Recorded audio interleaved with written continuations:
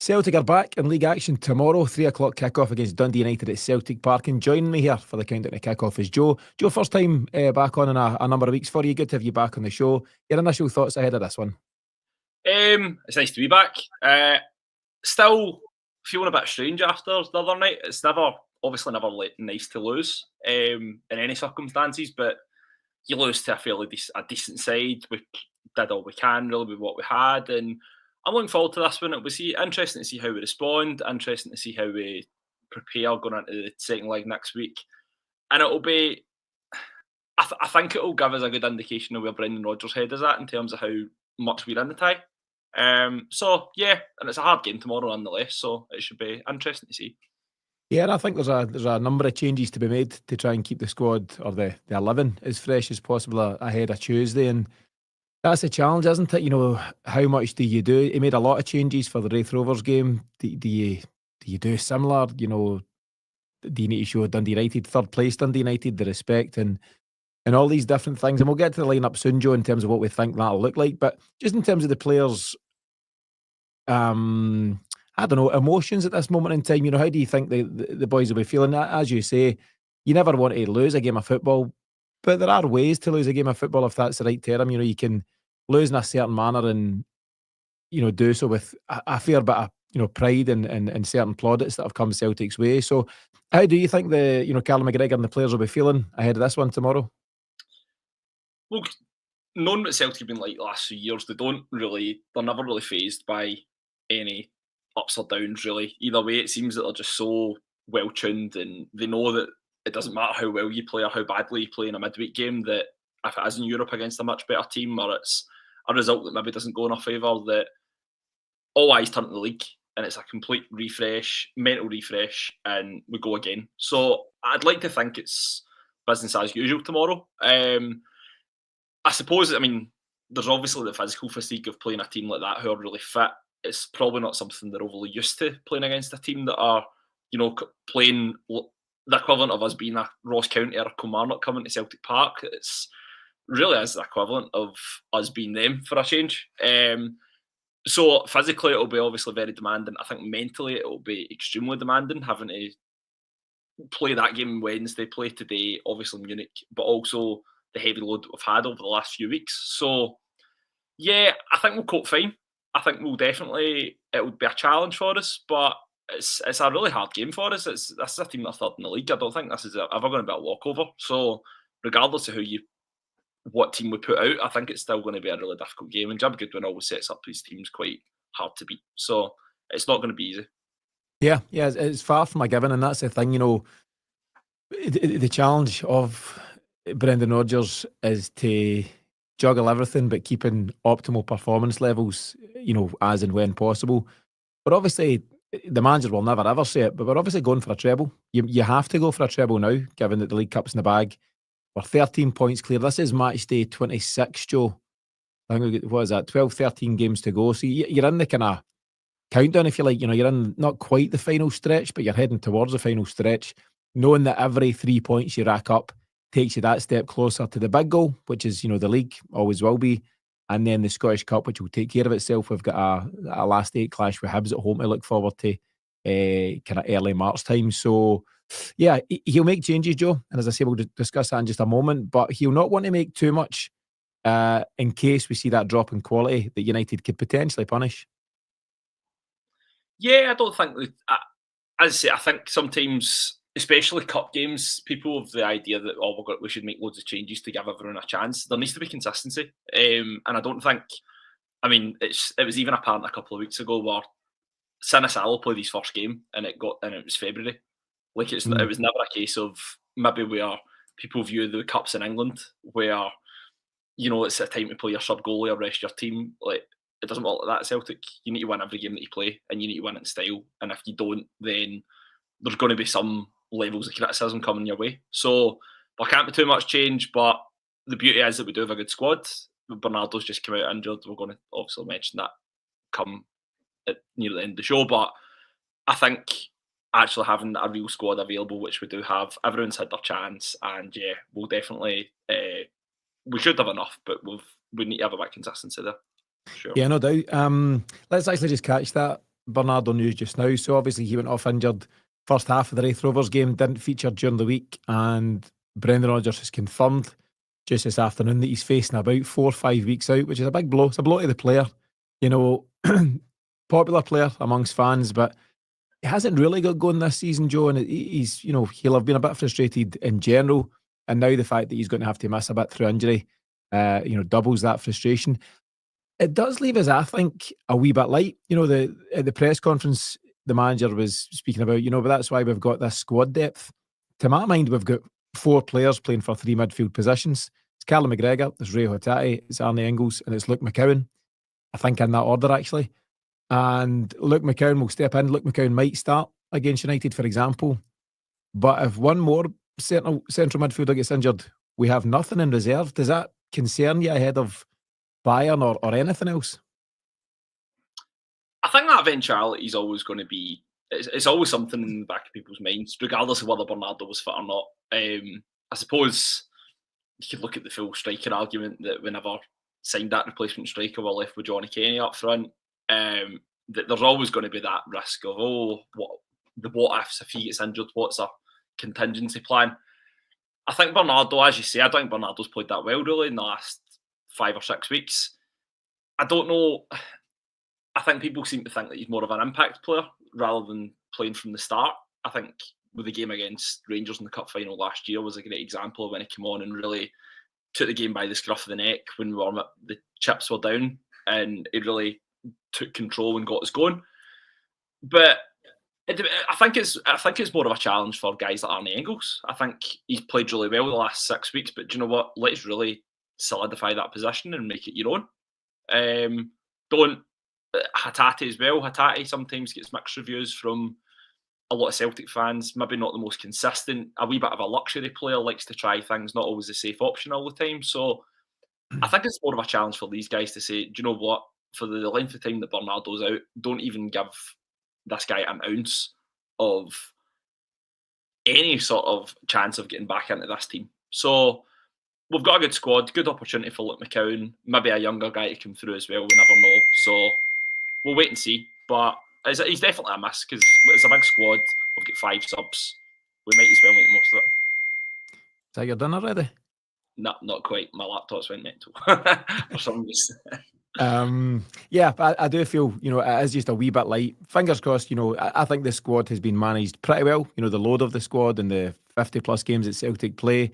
Brendan Rodgers was talking about Arnie Ingles in the press conference about the fact that when he arrived from Augsburg, he was used to a 1 game a week programme, nice and relaxing, play on a Saturday, do your thing during the week, play again the next Saturday or Sunday, and that was generally the case for the whole season. Not at Celtic, it's, you know, Saturday, Wednesday, Saturday, and stuff of that nature. But that's a challenge, and I'm sure guys like Engels and others are enjoying embracing that. But as I say, I do feel we're a wee bit light if someone else were to take a knock, so fingers crossed down that road. You mentioned Sinasalo at the top of the piece, Joe, and I was surprised to see him feature at all. Paddy actually made the call that the potential was there for us to not even see him this season. But the manager was smart enough to put him in. I think Schmeichel had tweaked a back injury or something like that. Played against Wraith Rovers, not challenged hugely on the night, but gets his clean sheet and good luck to him. And that's him now, properly a Celtic player, if you like. Do you see any possibility of him coming in, or would you want Schmeichel to stay sharp and tuned in ahead of Tuesday? I think it just depends on how fit he is. I mean, if it's a case of a back injury, you don't want to overdo it. I think tomorrow, we need to give actually more than anything else. I think you need to give Dundee United a bit of respect and actually play your strongest team. Now, I say strongest team, play to a certain extent. You've obviously got that game on Tuesday and you want to give yourself the best chance. But I think Sinisalo's probably too much towards the extreme of too much change. Okay. So I don't think that would really be the option, but you never know. It might have something up his sleeve, Rodgers. You never know, but I just can't see it. Yeah, I think as much as anywhere on the team, the back 4 is where he might shuffle the pack. I don't think there's too many options, as I mentioned, in midfield, and he'll need to be careful in terms of what he does up top. But in the back 4, we've seen Tony Ralston step in recent weeks. That might happen again. Jeffrey Schlupp is now there as genuine competition, but needs to get up to speed. You might see him getting a start. Then you've got Dane Murray, who's played. You've got Scales, who's been kicking his heels a wee bit. CCV and Trusty, obviously the preferred centre-backs. What do you see? I think it's a hard one to call, to be honest, but what do you see as a potential back four? Schlupp, I think he needs minutes. I think he's definitely someone that, even the other night, I thought when he came on, I know a lot of people were sort of praising him. I think he still looked a wee bit out of his depth. I think a couple of times he missed time tackles and jumped into... I think he just got a bit caught up in the occasion at times. So I think minutes will do him the world of good. So I think playing him for that sense, definitely. I think Taylor looked a bit leggy the other night near the end as well. Ralston doesn't seem to really disappoint, I think, when he plays. I think against Motherwell in particular, he was really, really good. So I can see there definitely being a shuffle of the pack in the back four. The centre-half situation's interesting because Liam Scales has had these criticism, but at the end of the day, I think he's still effective for what he does, particularly at domestic level. So, yeah, I think, in my prediction, I think he'll go Ralston, Carter-Vickers, Scales, Schlupp will be my back four. I'm not just saying it because you say that. I've written that down. I don't know if you can see that. That's the four that I've gone with there, if anyone can see that. Pre-planned, guys. This wasn't pre-planned. That's just what I think as well. And we reserve the right at all times, Joe, to be completely wrong. So we'll stick with that as well. But I just think it offers a good opportunity to keep things fresh and keep guys ticking over. CCV, I think at times just benefits from being in a run of games as well. We know that he can't play every minute of every season, but I think maybe just getting him first half, first hour might be a shout. So, and there'll be various opinions in the chat as well. Good to see everyone here joining us on the live. Thanks as always for your comments. Remember, you do need to be a member of the channel to make a comment here, so there's a link to do so in the show notes. On that note, good to see you on a Permo back. Don't know where he went. Went missing for a while, but good to see you back here. And thanks to yourself and the various guys for their comments. Let us know throughout the show. Myself and Joe will be here for around about 30 minutes in total, so maybe just short of 20 minutes to go from now. Joe, let's step into midfield. There's a valid point that comes in from Jerry Sayers, and Jerry says that Schlupp is also a midfield option for cover, so you've therefore got 5 for the 3 spots. He's absolutely spot on. Schlupp is a utility player, to use that term. He can play at the back in the midfield, and by all accounts at left wing as well. I thought he was a wee bit rusty when he came on at first, and I mean, as soon as he came on, I think he gave the ball away quite cheaply. But I thought he found his feet, and he showed a bit of drive, to get forward and to join in the attack for Celtic. I think he could be quite an exciting and interesting player to watch in these last few months of the season. And I think there is an option for him to start tomorrow. And as Jerry says, maybe slot into the midfield. I don't think he'll be playing midfield tomorrow though, Joe. So what do you think that 3 looks like against Dundee United? I think I can see McCowan getting the nod, whether it's Hatate or Engels that doesn't play. I think it'll be interesting to see. I've always thought it's a very left field shout, and I don't think this will ever come up, and there'll be comments coming flying my way. I would like Taylor to play in midfield in a sort of holding role. I think for what Greg Taylor does with the ball, I think it would be really effective. And not quite a Callum McGregor role, but when he's in a role where he's not really asked to go forward an awful lot, he doesn't really need to do that anyway. He's very inverted, and probably the position in the pitch that he plays is probably the equivalent of a sort of holding midfield role. I'd like to see him in that role because I think he just keeps the game really simple. He's not really asked a lot of him. There's not really a lot of him asked physically. You see teams at Celtic Park and they just play that long ball every time away teams come at Celtic Park. They just target Greg Taylor. And again, I will get mixed criticism with this, but I think something a wee bit different. If we're definitely struggling in that area as well, it might be an option. So between him and Schlupp, but I think the midfield 3 will be McCowan and McGregor with Engels or Hatate, I would say. Yeah, I would agree with you. It's a bold shout by Taylor, and you're always going to get a bit of backlash, but you didn't think it would come from one of your own. It's Brido from the show who's thinking about giving you a bit of stick there for it. I know what you're saying though, because Celtic have this unique system going on where Greg Taylor inverts and Alistair Johnston doesn't. Alistair Johnston tends to overlap Nicholas Kuhn and stay wide, as a more traditional fullback, whereas Taylor does the modern thing, the Ange Postecoglou thing, and he joins the midfield and gives you an extra body in there. I do think it would be very unlikely that we'll see him starting in there, but you never know. Brendan Rodgers was asked, it was very last question in the press conference, about some of the flack that came Greg Taylor's way. Myself and Bridle done the post-match. We discussed that. Thought it was a wee bit heavy. Bridle thought that Taylor was very much at fault for the first goal in terms of his positioning and his body shape. And I'll get your own take on that just shortly. But the manager actually was very quick to shut it down. He just said in response to that question, nah, listen, the fans were great. The fans really played their part. And, a couple of misplaced passes, we know how that goes. But by and large, he was really complimentary towards the fans and wouldn't get drawn on any Greg Taylor criticism. So whether he starts, Joe, left back or otherwise, I'm not sure. But, I can see the thinking behind it. I just don't quite see it being an option tomorrow. I do think Luke McCowan will come back in. It might be Rio Hatate that steps out. I really like what Arne Engels is bringing just now. The detractors from earlier on in the season rightfully have drifted away, because I think it's clear to see the talent he has.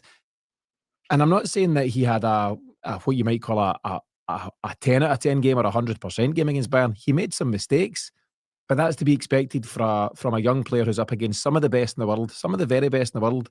There's Champions League winners and World Cup winners on that side. It's not like you're playing an also-ran. And I think as a 21-year-old, he showed up in a really good light, whilst also making a few slack passes. I thought he really stepped up to the plate. And I think it might be an idea to keep him ticking along tomorrow with a view to him being absolutely ready for Tuesday. So on that, I think we might see Callum McGregor with Engels and Luke McCowan stepping in. But there's some tricky calls to be made. Likewise, Joe, I suppose when we go up top, this is the balance. Because the manager thought Daizen Maeda wouldn't feature against Bayern, he basically ran him into the ground the last 2-3 games before it. And Maeda obviously plays all 97 minutes or whatever it was against Bayern as well.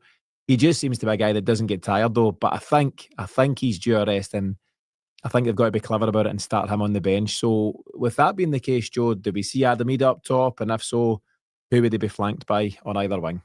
Well, firstly, the question is, can you run Daizen Maeda into the ground? I don't really know if that's even possible. You even watched the other night again. It never fails to amaze me how much running he does during the game. Now I sit at the other end, so the second half, I probably don't really get as full a glimpse of how much he runs as I do maybe in the first half. But it's absolutely staggering. I would like to see Jota start, just purely from not really playing the other night. I thought he looked, I'm not saying he played badly, but he didn't look his sharp self. And you can tell Rodgers clearly knows a lot more about how unfit he is and how far off he is from what Rodgers wants him to be. So I think a game like tomorrow would really help. I suppose, dare I say it, there's a case for Yang as well. I know he's basically, I think Tino's get a thing for a winger that always is a bit of mixed criticism. It was Mikey Johnson before. It's Yang now. I have to agree. I think Yang is someone that Rodgers clearly sees a bit of promise in. I think if it wasn't the case, it would have been him leaving instead of Palmer. So I definitely think Yang's in for a case. There's a case for Yang to start. But also Kuhn's still got a point to prove as well. He's not been playing an awful lot recently. He scores that wonder goal after 30 seconds the other night, all for it to get chopped off. So I think, having said that, I would rest Maeda. I would rest. I wouldn't really want to think about resting the others, but I'd definitely say drop Maeda, and I would play probably Kuhn, Ida, and Jota as my front three. So I'm close to that, and there'll be no surprise here that I think Yang, Ida, and Jota. And I think it's not because Yang's my favourite. I just think it's the right thing to do in terms of giving him more minutes to keep his confidence up. Yang won't start in Munich, and nor should he. But to be ready, I think that's the challenge again, Joe. It's having the guys at an optimal level by Tuesday, whether they're going to start or not. And if they're not going to start, you want to give them minutes tomorrow to make sure they're ready to go as and when they're called upon. Gypsy King, good pal of the show, he's gone for Yang, Ida, and Jota. A few other comments that I'll dig out in a moment. Sure, Bridle wants Johnny Kenny up there, but I don't think he'll get his wish. And we'll see what some of the other comments are in just a moment. With the Jota one, it's interesting, isn't it? When he came on Wednesday night, you've seen some moments. He's obviously a guy who's just very talented and very comfortable on the ball, but he doesn't yet have that energy and physicality required to get by a really powerful side in Bayern Munich. You know, I've said this before, but aside from all the technical stuff, and they are technically very gifted, they're real athletes. You know, they're real specimens, and I think it'll be interesting to see how many minutes Jota gets tomorrow as he tries to get him up to speed for that challenge on Tuesday night. What did you think? I'm going to stay on Yang for a minute because the manager was asked specifically about him. You make the good point, Joe. You know, he could have gone out on loan in the same way as Louis Palmer. If anyone wants to watch back the press conference, Brendan Rodgers was actually asked 3 separate questions on him, and he was quite keen to stay on it and say that, you know, he's been working hard, he's been improving. The coaches have seen that improvement, and he's now, in recent weeks, started to add numbers. And I've said this for a long time. As much as I'm a fan, it's no good doing all the flicks, tricks, and, you know, mazy runs if there's no end product. You know, as a Celtic winger, you need to get goals and assists. That's what you're judged on, and rightfully so. And he's not had enough of them to date, but he has started to add to them in recent weeks. Very tidy finish against Wraith Rovers, a couple of assists then, and then he gets his first Champions League assist during the week. What do you think overall, Joe? What is your take on Yang? And does he have a genuine future, or is he maybe on borrowed time? I think he's a confidence player. I think he seems like someone that you need to capture at the right time. I think he's been unlucky in his time here. And I know it's not everyone should. It shouldn't be like a level playing field in terms of not everyone should get the same treatment, because some are more talented than others. And you look at last year though, where he played against Dundee at Parkhead and he was absolutely outstanding. The game we won 7-0, and it's Dundee on a Wednesday night at home. People will question, you know, there's many players that have done that and failed to build on that. But he gets sent off against Hearts on the following Sunday, where it was scandalous. Scandalous. Scandalous. It was. I think ever since then he's not, like, especially towards the end of that season, they never really picked up from where he left off. And you could tell there was something about him that was up until that game where he was actually starting to click into gear and maybe look like someone that would be a really good asset for us. I actually thought when the start of the season, I could tell there was a bit of an improvement, even just from pre-season. I think he came on against, I think it was Hibs in the League Cup. He came on against at Parkhead, and I was like, is this the same player? Just it was that way. It was either Hibs or Falkirk, but he had a bit more power, a bit of a change of pace. Looked a bit more decisive in what he was trying to do. Beforehand, he was maybe taking a touch too many and maybe a bit just holding back a bit too much for a winger that at Celtic. That's not really what you're looking for. I think he's definitely got better. I think now that Jota's come in, people will think that's going to sort of force him out of the team. I think it will do him the world of good because there'll be less pressure on him to deliver on a consistent basis. And my young player like him, I know he's 22, 23 now, so he's not necessarily a youth player. He's heading towards a player that you're maybe going to expect more of. But especially for a young player, the one thing that they don't overly have is consistency. The talent will definitely be there, but actually to have consistency and be of that age is still a really difficult thing to expect of someone unless you're exceptionally talented. So I think he'll get better. I think I would rather we had Yang in the team than spend potentially 7 or 8 million on another winger that might not even play for us in the first place. I think, it's definitely I'm laughing at Brido's comment there, saying that he tried it after Pataudry. Yeah, Brido just asking. So we were up. Who was it? Me, you, Brido, and James. Yeah, we get absolutely rinsed. Then Brido just asking if you've dried out, Joe. I'll step in on that note. One of the questions that Rodgers was asked about Yang was regarding the other players that he's up against. You know, he's not yet at the level of a Jota or a Nicholas Kuhn, and they are exceptional wingers. You know, they're very talented players.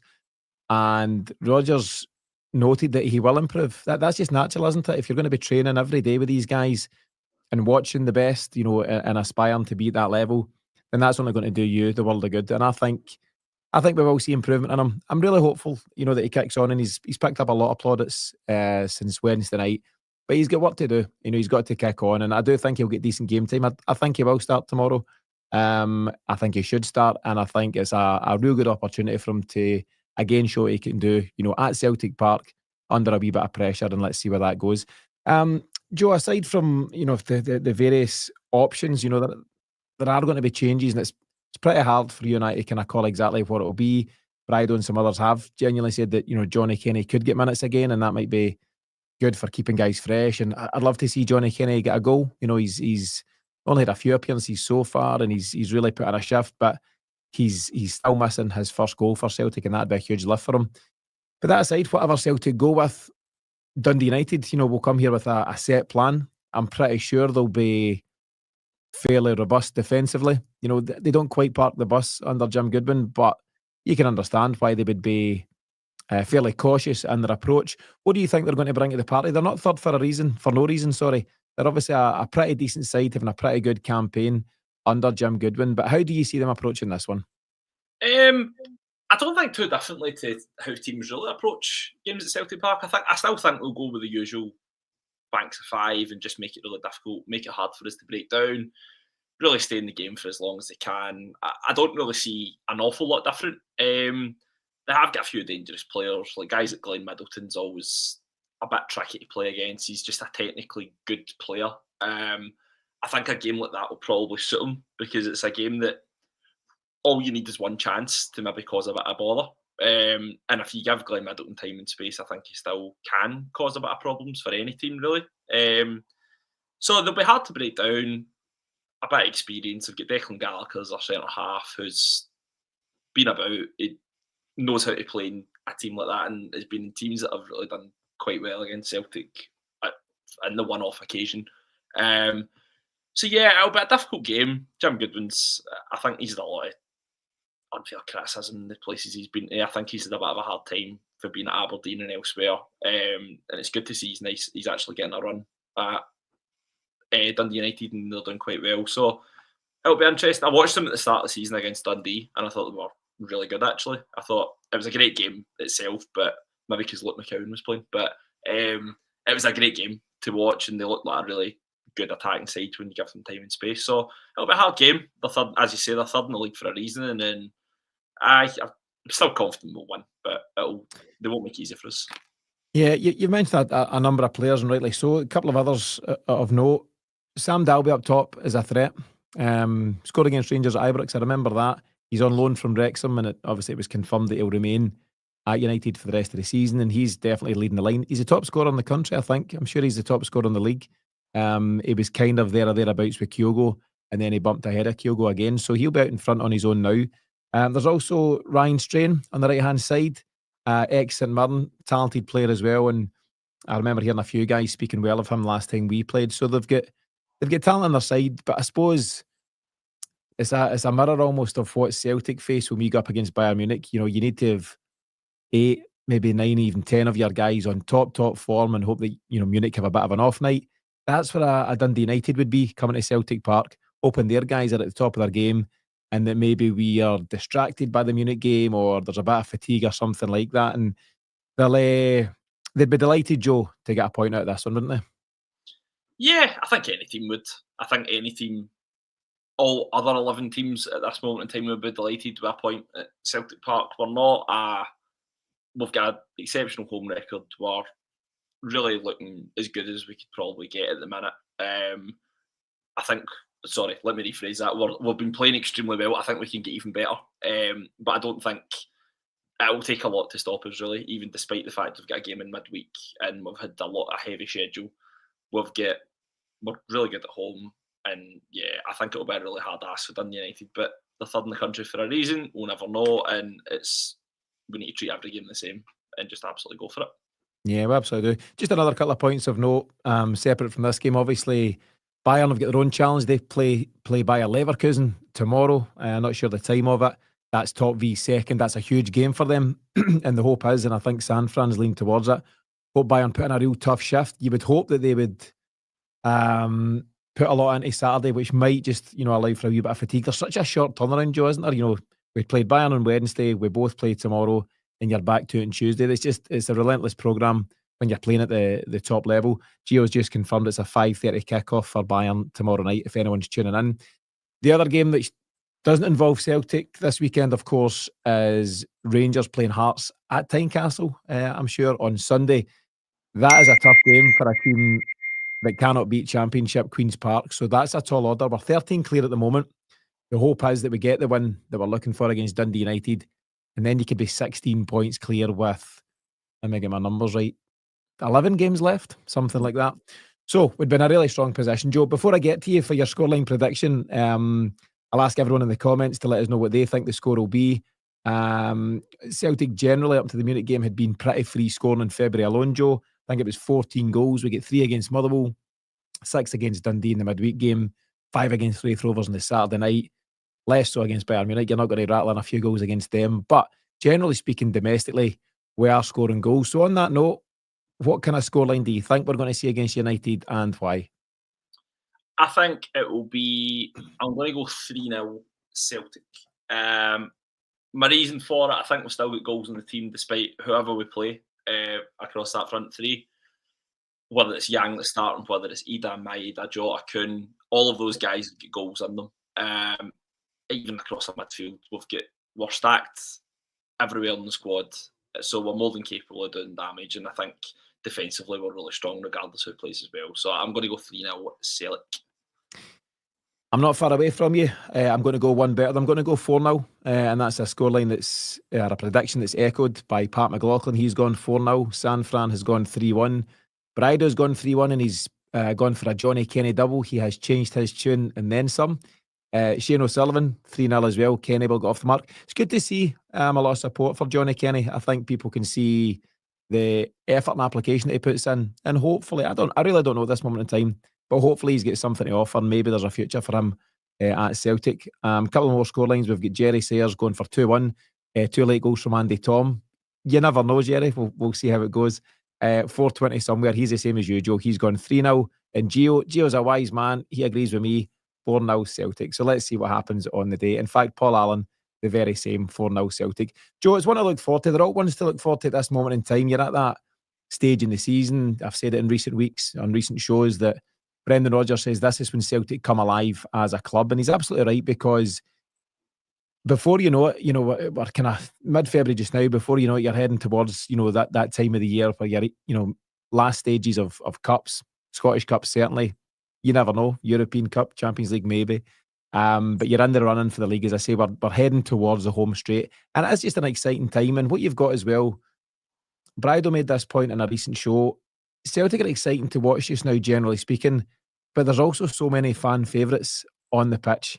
For you, it might be Dyson Maeda, the man that's behind you at the moment. He might be your top man. For others, it'll be Jota. For me, it's guys like Engels, and obviously I like Yang and what he's doing. Nicholas Kuhn's a real star. Some folks like Adamida. Some folks will love the captain, Callum McGregor, and so on and so forth. Alistair Johnson had a really good game on Wednesday night, by the way. So there's so many players, so many talented players to look forward to at Celtic, and whether it's Dundee United tomorrow, Bayern Munich on Tuesday, Wraith Rovers and Cups, all these things, it's just a pretty enjoyable time to be watching Celtic just now. There's a lot to be excited about.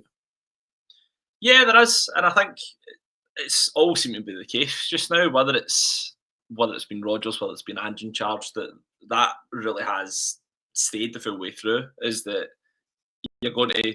I'm lucky enough to have a season ticket and go every week, and actually, I'm not going there as a chore. You're going there and you're actually enjoying it. It's something that's actually really enjoyable to watch, and it really makes your weekend and beyond. It's such a good thing to watch. And as you say, you've got a really good squad in there, really likeable players, entertaining to watch. And I think you can only really see it for as long as Rodgers is here, but also for as long as a lot of the guys that are in the team. The only way is up, really. We can only really get better. Obviously, in the horizon, you've also got Tierney coming back as well, which is so exciting. So, yeah, things are all good. You'd like to think another treble's on the horizon soon. Hopefully, quadruple Super Cup in August as well, Tino. You never know. So, a lot of things to look forward to. And yeah, I'm again looking forward to tomorrow. Yeah, absolutely. Loads to be excited about, Joe. And as you say, there's so many players just now. There's a couple of comments as well. San Fran's a big Maeda fan, for example. You speak about Brendan Rodgers, and the hope is that he can keep this team together first and foremost. Add in Kieran Tierney, get Jota fit, add the extra striker he wants, and maybe one or two others. And a pre-season under Brendan Rodgers will do, some of these guys the world are good as well. The big hope beyond all of this is that he commits beyond May time. Obviously, he's committed till May of next year. the hope would be that there's some sort of extension on the horizon, but we'll just need to wait and see how that goes. Joe, thanks for joining us here on our Friday tea time. Thanks to everyone that's commented and joined in the live. Mr. Haggis has just become a member of the channel. Thanks to him. Thanks to Honor Permo and the others that have joined us for this one. We'll be back on Sunday with the post-match for the Dundee United game. In the meantime, have a great weekend. Hopefully, another big 3 points for Celtic tomorrow. We'll see you all again really soon.